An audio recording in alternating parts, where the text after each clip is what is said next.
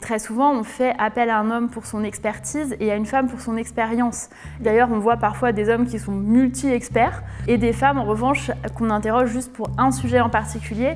Et souvent, ça va renvoyer à leur vie, c'est-à-dire c'est la mère de quelqu'un, c'est une témoin, c'est quelqu'un qui passe par là. Donc effectivement, c'est un fond de sexisme de la société qui doit nous interroger, oui.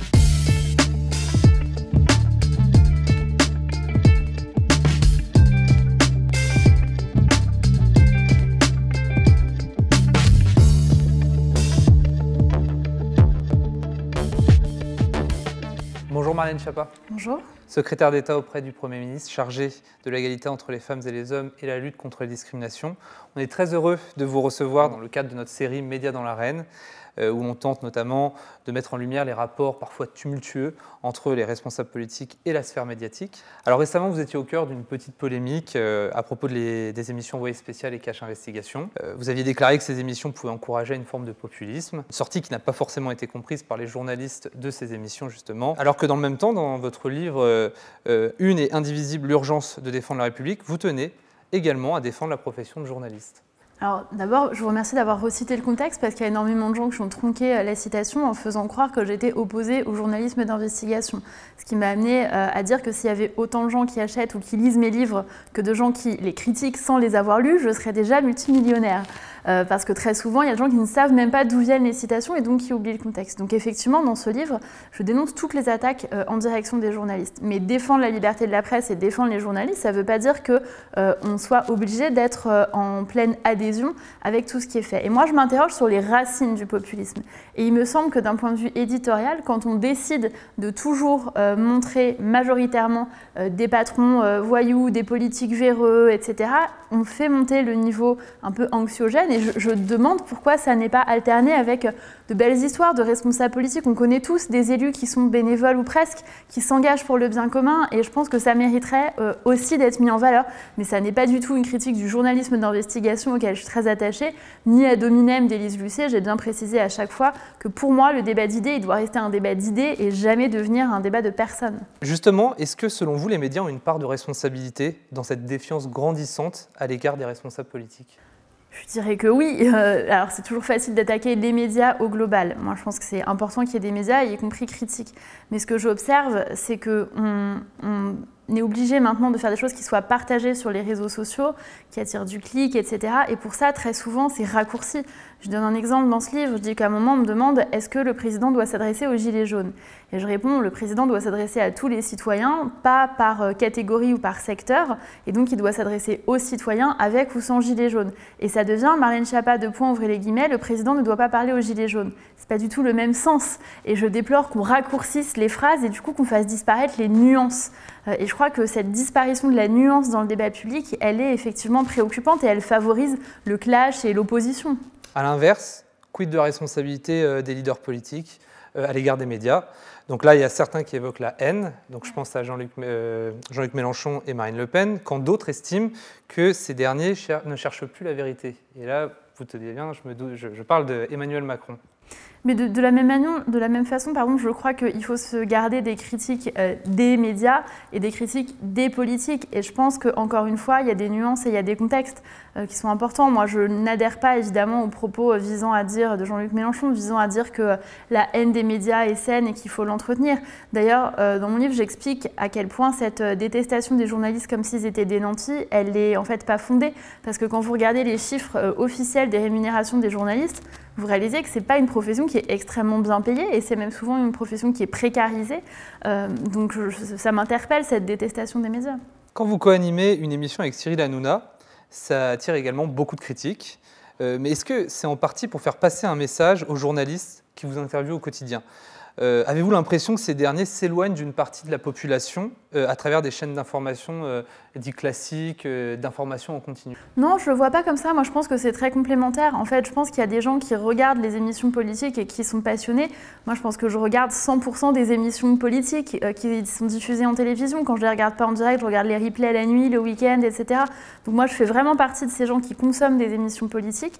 Néanmoins, il y a aussi des gens qui ne regardent jamais une émission politique, qui n'ont pas la moindre idée de qui sont les journalistes politiques, qui ne connaissent pas beaucoup les membres du gouvernement ou les parlementaires. Et ces gens-là, je pense qu'il faut aller les chercher. Je pense que le rôle du responsable politique maintenant, en 2019, c'est pas d'attendre passivement qu'il y ait quelqu'un qui allume LCP, c'est vraiment d'aller soi-même chercher les gens, parler avec eux, se mettre à leur disposition. Quand vous participez à cette émission avec Cyril Hanouna, il n'y a aucun petit clin d'œil fait à la presse, parce que j'imagine que vous avez reçu des critiques de la presse classique et que vous n'avez pas été épargné. Ce n'était pas un petit message que vous leur passiez? Honnêtement, moi je trouve que la presse ça a été plutôt fair-play parce qu'au début, effectivement, il y a eu des critiques, mais j'ai l'habitude, quel que soit ce que je fais, que ce soit jouer les monologues du vagin ou écrire un livre sur la laïcité ou co-animer une émission avec Cyril Hanouna, il y a toujours, dès que ça sort des codes, il y a toujours d'abord des crispations et des paniques, des mouvements de « oh mon Dieu, qu'est-ce qu'elle fait, on n'a jamais fait ça », etc. Et ensuite, les choses se passent bien et après, tout le monde atterrit calmement. Et là, les journalistes ont commencé par taper massivement avec un petit réflexe un peu de corporation et ensuite, beaucoup d'entre eux ont regardé l'émission et ont en fait finalement fait des éditos pour dire bah, en fait on s'était trompé, on a regardé objectivement et on trouve que c'était plutôt une émission qui pouvait avoir un intérêt dans le cadre du débat. Et ça honnêtement je trouve que c'est assez rare d'avoir des gens qui ont l'honnêteté intellectuelle de dire on a regardé et effectivement on a porté un autre œil dessus.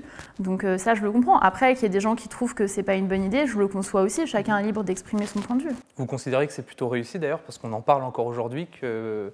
Puis Xena vous en a encore parlé le week-end dernier. Tout à fait. Bah oui, bah écoutez, il y a eu 1 400 000 téléspectateurs, je pense que c'est pas mal. Sur les jeunes, c'est beaucoup plus que plein d'autres émissions politiques spécifiques. Donc ça veut dire qu'on a touché un nouveau public et on a passé la barre du million de connexions sur le site granddébat.fr pendant l'émission avec un afflux de connexions. Donc ça, c'est plutôt positif. Ça veut dire que le message est passé en tout cas. Autre sujet qui, je le sais, vous tient à cœur, le traitement médiatique autour des questions de féminisme. Vous qui œuvrez pour plus d'égalité entre les femmes et les hommes, trouvez-vous que votre travail et vos actions sont suffisamment relayés par les médias ? Oh bah, soi-même, on trouve toujours que c'est pas assez relayé par les médias, si vous voulez. Peut-être plus que quand vous étiez dans le domaine associatif, du moins. Oui, tout à fait. Quoique le traitement est différent, parce que moi, précédemment, quand j'étais élue locale et présidente d'un réseau et que j'avais des activités en ligne et que je publiais des livres, j'étais experte pour une fondation, je n'avais une couverture médiatique que positive. J'avais des papiers, que ce soit dans Elle ou dans la presse nationale ou en radio. À chaque fois que j'arrivais, on me présentait quasiment comme une héroïne des femmes, c'était plein de louanges, etc. Du jour où je suis rentrée au gouvernement, c'était un traitement inverse, c'est-à-dire on a un a priori négatif sur vous quand vous êtes au gouvernement, alors qu'on a plutôt un a priori positif quand vous avez une activité associative. Donc l'ampleur n'est pas la même, mais le regard est biaisé aussi. Et comment vous expliquez cette différence? C'est quoi? C'est l'aspect politique qui entre en jeu? Oui, je pense que... Et puis il y a aussi une espèce de... Peut-être certains trouvent que critiquer le pouvoir, ce serait je sais pas, la démonstration d'une forme d'indépendance, ou peut-être qu'il y a une exigence plus haute vis-à-vis des gens qui exercent des responsabilités, mais ça, on l'observe y compris dans le traitement des photos, puisqu'on est dans une émission de médias. Moi, avant, quand je faisais des interviews, des articles en tant qu'auteur de livres ou en tant que présidente de réseau, on me faisait toujours choisir mes photos, on me présentait des jolies photos, etc. Maintenant, quand vous êtes une responsable politique, et particulièrement une femme, on dirait qu'on s'est dit quelle est la photo la plus moche qu'on pourrait mettre en ligne, et qu'il y a un choix éditorial dans cette direction. Donc ça m'interpelle aussi. Et plusieurs personnalités regrettent un manque de parole des femmes dans les médias. Est-ce que c'est un constat que vous partagez? Oui, bien sûr, mais je crois qu'à chaque fois que j'interpelle en tout cas des gens qui produisent des émissions, ils me disent toujours qu'ils ont du mal à trouver des femmes. Je pense qu'il y a plusieurs guides qui existent maintenant qui répertorient les expertes. Et je pense qu'au-delà du temps de parole, il y a aussi la manière, encore une fois, dont c'est présenté. Et très souvent, on fait appel à un homme pour son expertise et à une femme pour son expérience. Et l'homme va raconter son avis sur tel ou tel sujet. D'ailleurs, on voit parfois des hommes qui sont multi-experts, qu'on interroge sur le terrorisme, la démocratie, les prix, l'immobilier, la télévision. Et des femmes, en revanche, qu'on interroge juste pour un sujet en particulier. Et souvent, ça va renvoyer à leur vie, c'est-à-dire c'est la mère de quelqu'un, c'est une témoin, c'est quelqu'un qui passe par là. Très souvent, les hommes ont un prénom et un nom, les femmes ont juste un prénom. Les hommes sont facilement experts en quelque chose, les femmes, on va plus dire ce qu'elles ont fait et moins leur accorder le titre d'experte. Donc effectivement, c'est un fond de sexisme de la société qui doit nous interroger, oui. Je me permettrais de donner un contre-exemple avec justement l'exemple de Médias dans l'arène. Nous, on a contacté 25 personnalités, dont une majorité de femmes. Et au final, il y a une petite moitié à peine qui fait partie de nos invités, de nos 10 épisodes. Et est-ce qu'il n'y a pas une sorte de plafond de verre qui s'est mis en place et qui donne l'impression aux femmes de ne pas être légitimes pour parler de certains sujets. Oui, mais je vais vous dire, le regard des gens est extrêmement dur. Et moi, ça, j'en ai déjà parlé avec plusieurs de mes collègues. Quand vous êtes un homme politique et vous intervenez, vous postez une photo de vous quelque part sur les réseaux sociaux, vous intervenez en télé, les commentaires vont majoritairement porter sur vos idées, sur ce que vous dites. Quand vous êtes une femme, l'immense majorité des commentaires, ça va porter sur votre tenue, votre coiffure, ce à quoi vous ressemblez, ce que vous inspirez ou n'inspirez pas à telle ou telle personne qui regarde la télévision. C'est pas des choses agréables et moi j'ai entendu déjà beaucoup de femmes expertes que moi j'ai sollicitées pour ce type de sujet me dire écoute c'est gentil mais non, répondre 15 minutes à la télé pour me prendre 48 heures de harcèlement sur les réseaux sociaux par des gens qui vont me critiquer sur tout et rien, ça m'intéresse pas. Quel message justement que vous voulez faire passer aux médias à ce propos, justement sur donner plus la parole aux femmes? Oui, plus donner la parole aux femmes et plus dans des positions d'expertes. Et là, je crois qu'au-delà des médias, c'est le contre-coup. Donc là, c'est les réseaux sociaux. Et là, il faut que Twitter prenne ses responsabilités, et ce qu'il ne fait pas actuellement. Quand vous voyez une journaliste comme Nadia Dam qui a été cyberharcelée sur Twitter, quand vous voyez des expertes qui, dès lors qu'elles prennent la parole, sont harcelées sur les réseaux sociaux et Twitter ne supprime pas les messages, le message qui est envoyé aux internautes, c'est vous avez le droit de harceler les femmes journalistes, les femmes expertes, etc. Et ça, c'est préoccupant. Comment est-ce que vous jugez l'accueil réservé aux femmes politiques dans les médias? Est-ce que certains observateurs politiques prenant la parole dans les médias sont plus durs à l'égard des femmes qu'ils ne seraient à l'égard d'un homme? Est-ce que vous avez cette impression? Mais moi, ce que j'observe, c'est qu'il y a une forme de double standard et qu'il y a des choses qu'on ne passe pas aux femmes et qu'on passe aux hommes. Je vais vous donner un exemple. J'ai reçu un prix de la révélation politique de l'année. J'étais très heureuse de recevoir ce prix. Oui. Voilà, je suis venue, là cette année, je suis venue recevoir ce prix. Et quand on m'a présenté, il a été fait état du fait que j'aurais écrit sous pseudonyme des livres érotiques. Je pense qu'il y a beaucoup d'hommes politiques qui, de notoriété publique, c'est su et ils l'ont déjà dit, ont écrit des livres érotiques sous pseudonyme. Je ne crois pas qu'on leur ait jamais rappelé dans aucun discours de présentation au moment de leur remettre un prix. Donc je pense qu'on se permet des choses avec les femmes qu'on ne se permet pas avec les hommes. Et je pense qu'il y a des choses qui sont encore acceptées vis-à-vis des hommes qui ne sont pas acceptées vis-à-vis des femmes. Certaines personnalités médiatiques, comme l'avocat Éric Dupond-Moretti, regrettent par moments l'hypermoralisation de la société qui semble s'être mise en place, notamment sur certaines questions abordées par les associations féministes. Je pense notamment à MeToo, Balance ton porc. Et au risque de tomber dans des débats parfois un petit peu manichéens, les pour, les contre, les réacs, etc., est-ce que les médias sont-ils, selon vous, victimes de ces débats très manichéens en fait, ils vont s'exécuter que par souci d'audience, ou est-ce qu'ils sont instigateurs? Je ne sais pas si c'est une question de morale, parce que comme disait Nietzsche dans Par-delà le bien et le mal, il n'y a pas de phénomènes moraux, il y a une interprétation morale des phénomènes. Donc chacun met son interprétation morale. Mais c'est vrai qu'il y a un rétrécissement du débat. Récemment, j'ai donné une interview au JDD dans laquelle j'explique que le dimanche, je ne fais pas de grasse matinée parce que je travaille et que parfois, je considère que faire une grasse matinée, ça peut être perdre son temps quand j'ai énormément de choses à faire à côté. C'était raccourci et j'ai eu tous les défenseurs de la Ligue du sommeil du monde qui m'ont dit que c'était une déclaration irresponsable parce que le manque de sommeil cause des pathologies graves, etc. On voit qu'on atteint parfois dans le débat public un seuil de politiquement correct incroyable, qu'il y a des sujets sur lesquels il est impossible d'intervenir sans que votre phrase soit tronquée et que vous ayez un intérêt de défense, de collectif, de je ne sais quelle cause qui vous tombe dessus. Je suis quelqu'un qui avait expliqué dans une interview de la sorte que son plat préféré c'était l'entrecôte et il a été quasi lynché sur les réseaux sociaux pour cela par des défenseurs des animaux, etc. J'ai le sentiment que c'est difficile de sortir des déclarations extrêmement politiquement correctes en tout cas. Et pour terminer cette interview, j'aimerais aussi vous parler de la Ligue du LOL. Comment le milieu du journalisme peut sortir grandi de cette polémique?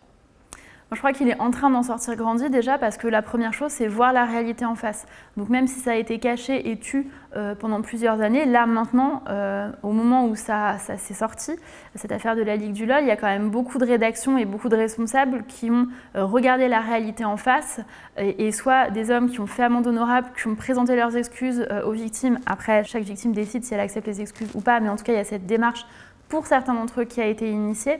Et puis, il y a eu un coup de balai, c'est-à-dire il y a eu pas mal de directions de rédaction qui ont pris la décision d'être très fermes sur ce sujet et de ne pas s'abriter derrière la présomption d'innocence ou autre en disant vraiment fermement, nous, on ne veut pas avoir en place des managers qui font ce travail.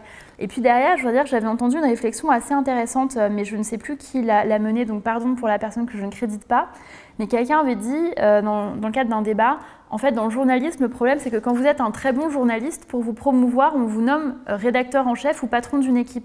Mais c'est deux métiers différents. Vous pouvez être un excellent journaliste et un très mauvais manager, et vice-versa. Manager, c'est un métier, en fait.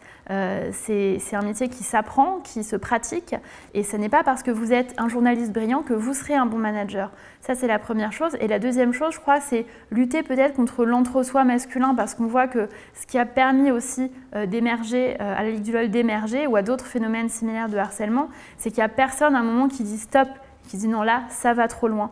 Et peut-être aussi, est-ce dû au manque de mixité à cet égard. Donc je crois que c'est une réflexion collective qui est à mener.